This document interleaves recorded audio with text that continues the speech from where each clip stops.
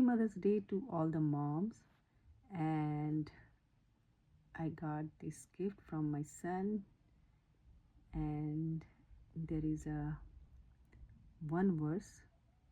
It says Proverbs 31:28, her children arise and call her blessed.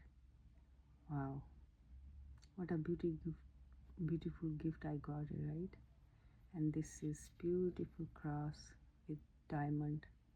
It's okay, it's not real, but yes, I'm so happy.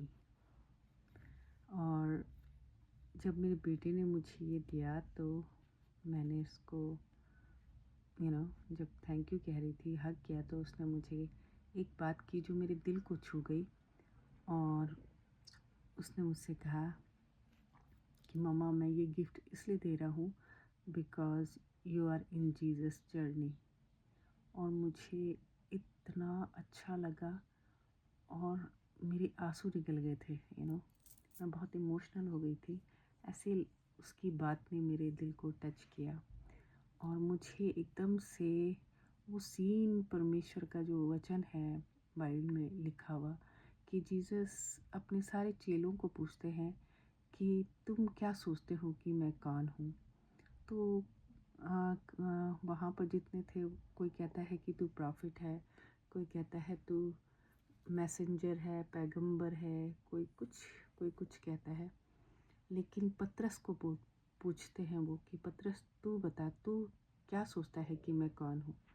तो वो कहता है कि तू जीवते परमेश्वर का बेटा है। तो जीसस जब ये सुनते हैं तो वो बड़े खुश होते हैं और वो पतरस को कहते हैं कि तू धन्य है कि मेरे पिता ने तुझे बताया कि मैं कौन हूँ। सिर्फ पिता ही जानता है और पिता ही लोगों में प्रकट करता है।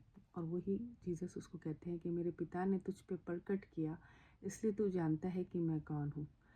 तो वही वाली फीलिंग मुझे अपने बेटे से आ रही थी कि परमेश्वर ने उसे बताया है कि वाकई मैं उसकी चोज़न वन हूँ और उसके पर्पस पे काम कर रही हूँ।